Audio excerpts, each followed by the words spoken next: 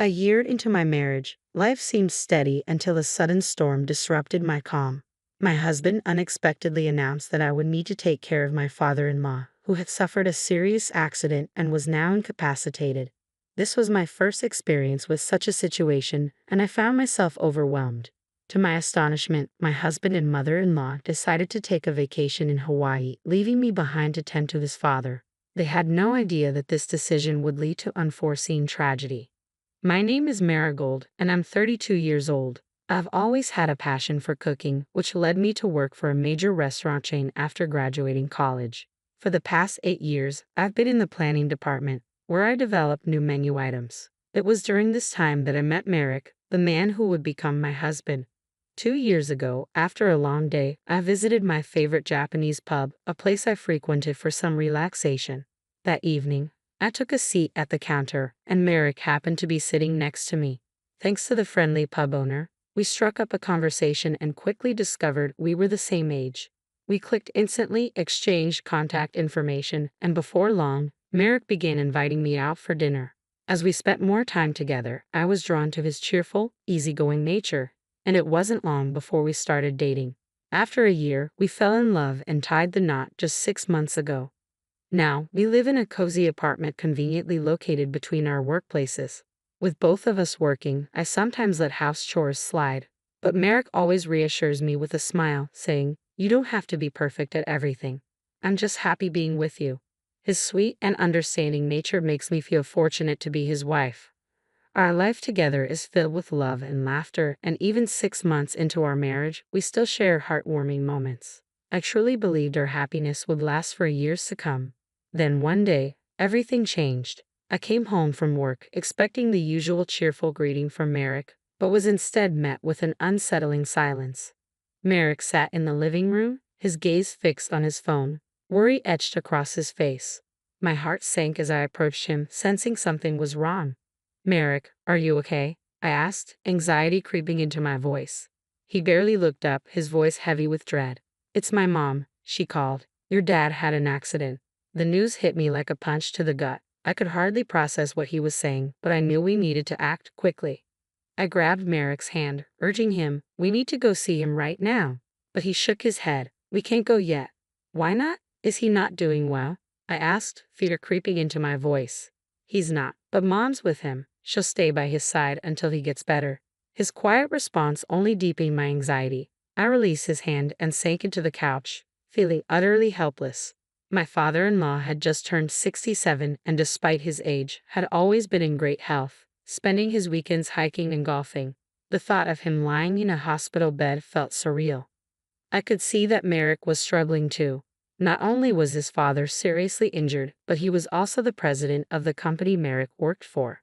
The weight of it all clearly overwhelmed him. A week later, we finally visited my father-in-law in the hospital. He lay in bed, a weak smile barely visible on his face as we entered the room. "Are you okay?" I asked, trying to mask my concern. He scratched his head and offered me an apologetic look. "Marigold, I'm sorry for worrying you." "Don't be sorry. I'm just relieved that you're safe," I reassured him. He nodded slowly. "I'm all right, just need some time to recover." His faint smile brought me a measure of relief, but the reality was grim. The accident had left him with a spinal cord injury, and though he could speak, he was paralyzed. The doctors informed us it would take at least 2 months of rehabilitation to assess his condition, and even after being released from the hospital, he would require ongoing care. During this time, Merrick stepped into his father's role as president of the company, at least temporarily. Watching my husband take on such a significant position was strange, yet he handled it well. Still, the stress weighed heavily on him. As we sat in the hospital room, my mother-in-law suddenly pulled me aside, tone sharp and condescending. "Marigold," she began, "don't get any ideas just because Merrick's the president now. That doesn't mean you can start enjoying yourself at his expense." Her accusation stung. "I have my own job and I'm doing just fine," I replied firmly. She gave me a smug look. "Sure, but you knew who Merrick was before you married him, didn't you? You're quite the opportunist."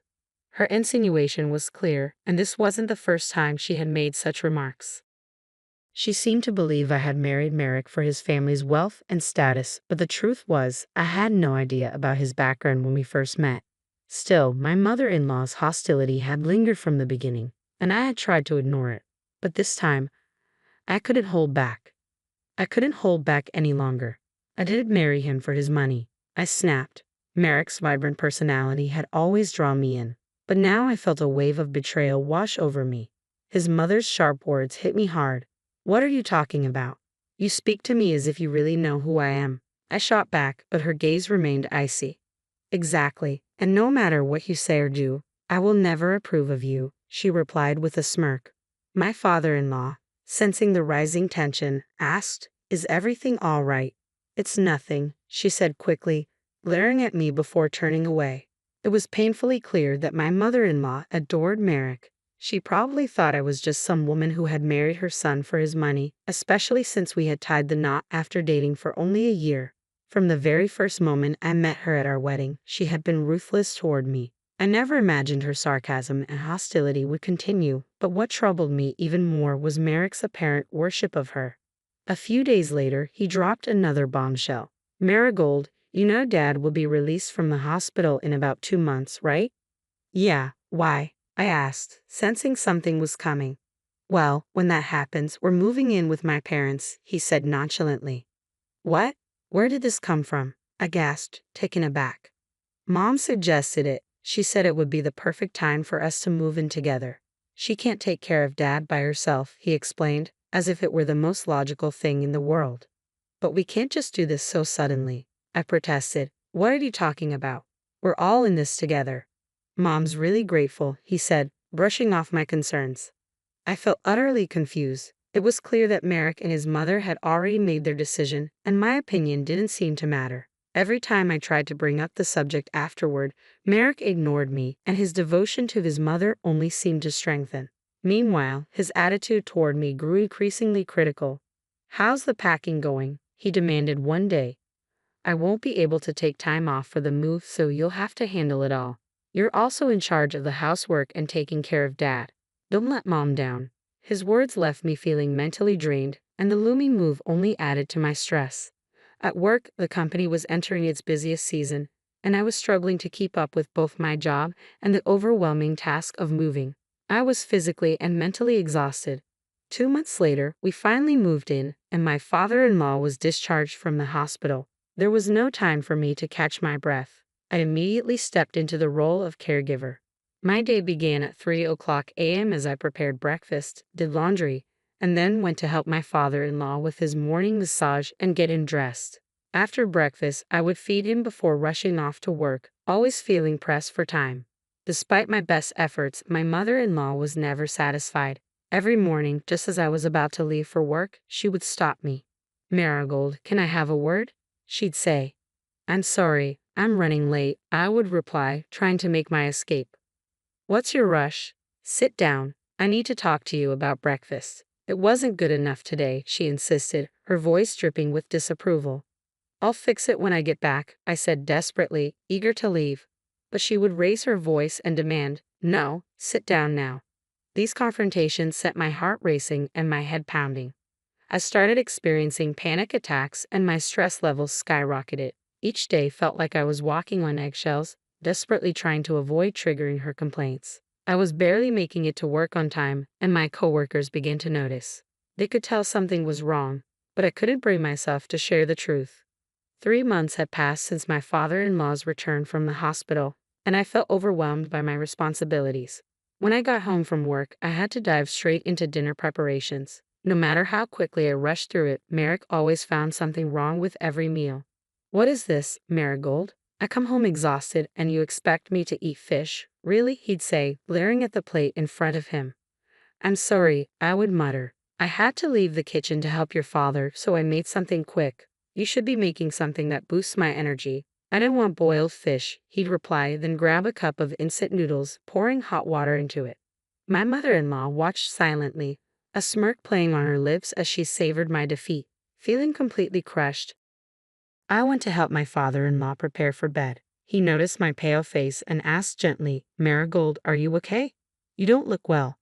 "I'm fine," I lied, forcing a smile. "I've just been a little stressed with work, that's all." "Is that really it? I've heard a lot of yelling lately from my wife. Is everything all right?" It's nothing. I'm just not very good at a lot of things, I said, trying to reassure him. I didn't want to burden him with my problems, so I kept smiling. But deep down, my heart was heavy with despair, and the truth was, I wanted to escape. I longed to escape this nightmare, but I couldn't bring myself to abandon my father-in-law. What would happen to him if I left? I couldn't just walk away from everything. The thought haunted me, but there was no clear answer. As the end of the year approached, I finally had some time off work, but even on my days off, there was no respite. On New Year's Eve, Merrick made an outrageous announcement that felt like a twist of the knife. Mom and I are heading to Hawaii, he said casually while packing his bags. Hawaii? Now, I asked, shocked. Yeah, we've been planning this for a while, he replied as if it were no big deal. Wait a second, think about your father. How could you possibly leave him like this? I protested, but my concerns fell on deaf ears. Merrick just smiled smugly. He's fine with you being here. You're off work, so you might as well do something productive. Both he and my mother-in-law wore triumphant expressions, proud of their plans as they showcased their large carry-on bags. They seemed to find my confusion amusing, struggling not to laugh. Just before stepping out the door, Merrick added, "You'll take care of Dad while we're off to Hawaii. We'll be relaxing, so you handle everything here." With a chuckle, they both left and shut the door behind them. In that moment, something inside me snapped. Why was I left to manage everything alone? Enough is enough. I'm not going to put up with this any longer. I resolved that once they returned from Hawaii, I would file for divorce. I was done being treated like a servant. Until they came back, I decided to dedicate myself entirely to caring for my father-in-law. I stopped doing any extra housework and made a clear plan. I would let everything slide and focus solely on his care. The next morning, I prepared breakfast for him as usual. When I walked into his room with a towel to help him clean up and change, he greeted me with a smile. "Marigold, best wishes for the new year." "Happy New Year to you too, Dad," I replied, though my cheerfulness felt forced. I was still reeling from the events of the previous night. "Where did Merrick and Mom go? They seem to be in a hurry," he asked, looking puzzled. "They went to Hawaii," I said, trying to keep my tone light. I watched his expression shift as he let out a deep sigh. "Hawaii?